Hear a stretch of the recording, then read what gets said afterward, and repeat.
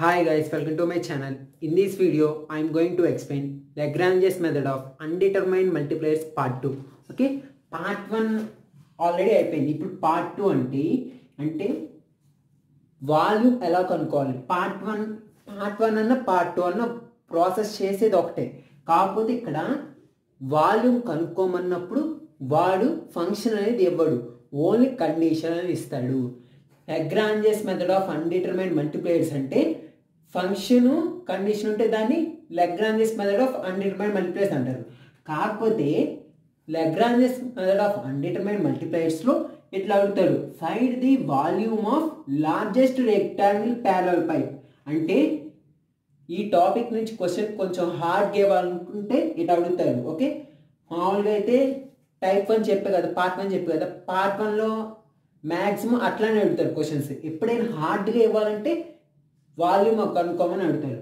Find the volume of the largest rectangular parallel pipe that can be inscribed in the ellipsoid x square by a square plus y square by b square plus z square by c square is equal to 1. Okay, ఇక్కడ volume అనేది కనుక్కోమని చెప్పాడు. కాకపోతే ఇక్కడ volume కనుక్కోవాలంటే దానికంటే ముందు Lagrange's method of undetermined multipliers లో మనకి ఏమేమి కావాలి, ఫంక్షన్ కావాలి, కండిషన్ కావాలి. ఇక్కడ కండిషన్ ఒకటే ఇచ్చారు, ఫంక్షన్ ఇవ్వలేదు కాబట్టి that x, y, z be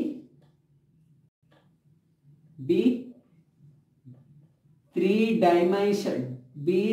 dimensions of volume. Three dimensions of volume. Okay, ఇక్కడ మనకి ఏం కనుక్కోమని చెప్పాడు, వాల్యూమ్ కనుక్కోమని చెప్పాడు. కాబట్టి ఇక్కడ ఫంక్షన్ నేనే ఎగ్జ్యూమ్ చేసుకుంటాను. ఎలా ఎగ్జ్యూమ్ చేసుకుంటున్నాను నేను, ఇక్కడ వాల్యూమ్ కనుక్కోమన్నప్పుడు మనకి ఫంక్షన్ ఎవరు ఎగ్జ్యూమ్ చేసుకోవాలి.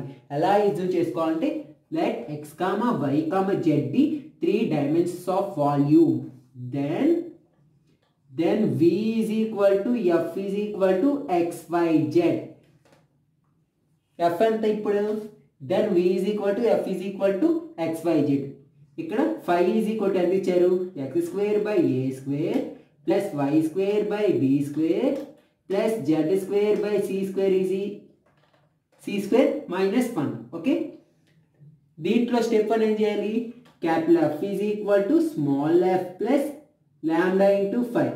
Capital F is equal to small f ఎంత, x, y, z plus lambda into 5 అంత x square by a square plus y square by b square plus z square by c square minus 1. Okay, ఇప్పుడు దీనికి partial differentiate with respect to x, y, z కనుక్కోవాలి. Rho f by rho x, ఎక్స్తో చేస్తున్నాం కాబట్టి ఇక్కడ మనకి yz అనేది constant, x చేస్తే 1 ప్లస్ లాంబ్డా ఇంటూ ఎక్స్తో చేస్తున్నాం కాబట్టి 1/a స్క్వేర్ అనేది కాన్స్టెంట్, ఎక్స్ స్క్వేర్ చేస్తే 2x, అప్పుడు 2x/a స్క్వేర్. ఓకే, ఇక్కడ పార్షియల్ డిఫరెన్షియేషన్ చేసిన తర్వాత దాన్ని ఈక్వల్ టు 0 చేయాలి. అలా చేస్తే ఈ a స్క్వేర్ని ఎల్సిఎం చేస్తున్నప్పుడు a square yz plus lambda 2x/a square is equal to 0. దీని ప్రకారం a స్క్వేర్ ఇటు పంపిస్తే 0 అయిపోయింది. అప్పుడు a square yz plus lambda 2x is equal a square yz plus lambda 2x is equal to 0. Next దీన్ని కూడా అటు పంపిస్తాను, lambda 2x is equal to minus a square yz. Lambda x కావాలి కాబట్టి x is equal to minus a square yz by 2 lambda. x is equal to minus a square yz. ఇక్కడ ఉండండి, mistake చేశాను. ఇక్కడ ఏం చేశానంటే అక్కడ ఫంక్షన్ ఇవ్వలేదు, ఫంక్షన్ తీసుకున్నా, దాని నుంచి మామూలుగా ఫార్ములా వేసి సబ్స్టిట్యూట్ చేశాను. ఇప్పుడు మనం rho f by rho x కనుక్కున్నప్పుడు ఇక్కడ నేను లాంబ్డా వాల్యూ కనుక్కుంటున్నా, వాల్యూమ్లో ఎక్స్ వాల్యూ కనుక్కుంటా, లాంబ్డా వాల్యూ కనుక్కుంటే అప్పుడు lambda 2x is equal to minus a square yz lambda is equal to minus A square YZ by 2x. దీన్ని ఈక్వేషన్ 1గా కన్సిడర్ చేస్తున్నాం. మళ్ళీ ఇప్పుడు దీనిని partial differentiate with respect to z, partial differentiate with respect to వైతో చేయాలి. అప్పుడు rho f by రో వై. ఇక్కడ వైతో కనుక చేస్తే అప్పుడు ఎంత వచ్చింది, వైతో చేసినప్పుడు xz అనేది constant plus lambda into b square అనేది కాన్స్టెంట్, వై స్క్వేర్ చేస్తే 2y by be square is equal to 0. Okay, అప్పుడు దీన్ని ఎల్సిఎం చేస్తున్నాం. xz be square plus lambda 2y is equal to 0. B square అంటే పంపిస్తే 0. ఇక్కడ కూడా లాంబ్డా కనుక్కోవాలంటే lambda 2y is equal to minus xz be square, lambda is equal to minus xz be square by 2y. Okay, దీన్ని equation 2గా తీసుకుంటున్నాం. Okay, next దీన్ని partial differentiate with respect to z. అప్పుడు rho f by rho z is equal to జెడ్తో చేస్తాం కాబట్టి xy అనేది constant plus lambda into ఇక్కడ c square అనేది కాన్స్టెంట్, అట్లానే ఉంది. జెడ్ స్క్వేర్ చేస్తే 2z by C square is equal to 0. ఇప్పుడు దీనికి ఎల్సిఎం కనుక్కుంటే xy C square plus lambda 2z is equal to 0. దీని ప్రకారం చూడండి, దీని ప్రకారం lambda 2z is equal to minus xy C square, lambda is equal to minus xy C square by 2z. Okay, దీన్ని equation 3గా solve చేస్తున్నాం. Okay, ఇక్కడ మనకి ఇక్కడ లాంబ్డా ఉంది, ఇక్కడ లాంబ్డా ఉంది, ఇక్కడ లాంబ్డా. ఓకే, ఇక్కడ ఒకటి గుర్తుపెట్టుకోండి, వాల్యూమ్ కనుక్కోమని చెప్పినప్పుడు వాడు లాగ్రాంజెస్ మెథడ్లో ఫంక్షన్ అనేది ఇవ్వడు, మనమే ఎగ్జామ్ చేసి రాసుకోవాలి. అలా రాసుకున్నాం. నెక్స్ట్ కండిషన్ ఇచ్చారు, ఫార్ములా వేసి దాని ద్వారా partial differentiate with respect to X why Z కనుక్కుంటే మనకి ఎక్స్ చేసినప్పుడు ఈ వాల్యూ, వై చేసినప్పుడు జెడ్ చేసినట్టు ఇప్పుడు ఇట్లా వచ్చింది.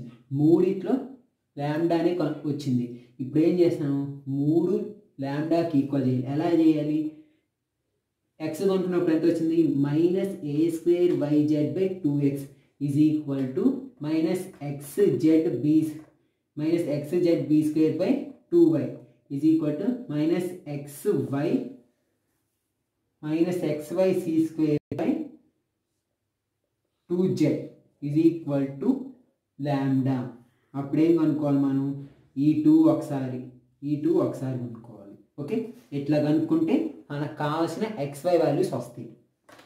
xy వాల్యూస్ వచ్చినాయనుకో, ఆ వాల్యూస్ కనుక వాల్యూమ్లో సబ్స్టిట్యూట్ చేస్తే మనకు కావాల్సిన వాల్యూమ్ ఆన్సర్ వచ్చింది. ఓకే, ఈ 2 చేయాలి ముందు.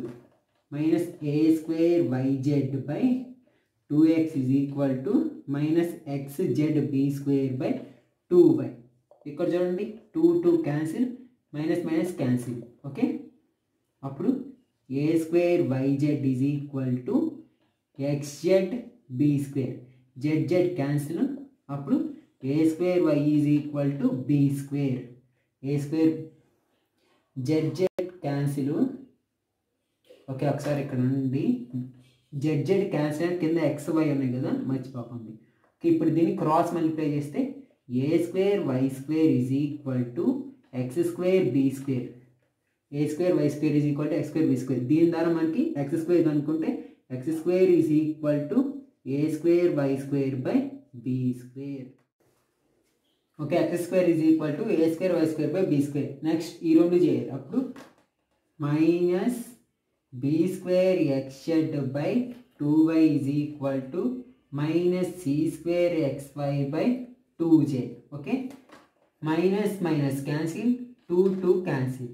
అప్పుడు b square xz by y is equal to c square xy by z.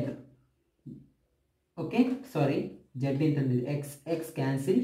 అప్పుడు b square z by y is equal to c square y by z. దీన్ని క్రాస్ మల్టిప్లై చేస్తే b square z square is equal to y square c square. దీని నుంచి z square రావాలంటే z square is equal to y square c square by be square. X square value Z square వాల్యూని ఇప్పుడు ఇచ్చిన కండిషన్లో substitute చేస్తే మనకి XYZ values వస్తాయి. XYZ వాల్యూస్ వచ్చిన తర్వాత ఏం ఫైండ్ అవుట్ చేయమని చెప్పాడు? వాల్యూమ్ కనుక్కోవాలి. కండిషన్ ఏంటిది? X square by A square plus why square by B square plus Z square by C square minus 1 sorry is equal to 1 is equal to అని ఇంటి తెచ్చినా కానీ అంతే. ఓకే, అప్పుడు ఎక్స్ స్క్వేర్ అంతా a square why square by B square by A square plus why square by B square ఇంతే ఉంది plus Z square అంతా y square c square by B square by C square. ఇక్కడ a square cancel, c square cancel is equal to 1. Therefore y square by B square plus why square by B square plus why square by B square is equal to 1. దీని నుంచి 3y square by B square.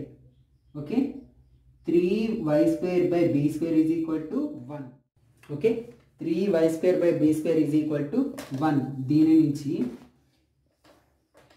3y square is equal to B square, y square is equal to B square by 3, y is equal to plus or minus B by root 3. Okay, మనకి y value ఎంత వచ్చింది? Plus or minus B by root 3. Okay, ఎంత వచ్చింది? y value plus or minus b 3. Okay, ఇప్పుడు x square equal to ఎంత వచ్చింది? A square why square by B square. ఇప్పుడు y బదులు plus or minus B by root 3. ఇక్కడ y square ఉంది కాబట్టి స్క్వేర్లో ప్లస్ ఆర్ మైనస్ పోయి ఎంత వచ్చింది? B square by 3. ఎందుకంటే రూట్ స్క్వేర్ క్యాన్సిల్ అయ్యి బి స్క్వేర్ బై 3. అప్పుడు a square b square by 3 by B square cancel అయ్యి మనకి X square is equal to A square by 3, x is equal to plus or minus a by root 3. Next x value కూడా వచ్చింది. ఇప్పుడు z square ఇందాక ఎంత వచ్చింది? Y square c square by B square. Okay, ఇక్కడ why square value ఎంత వచ్చింది? ఇక్కడ b square by 3 into c square by B square cancel అయ్యి మనకి ఎంత? సి స్క్వేర్ బై 3 వచ్చింది. అంటే z square is equal to c square by 3. Z value రావాలంటే plus or minus C by root 3.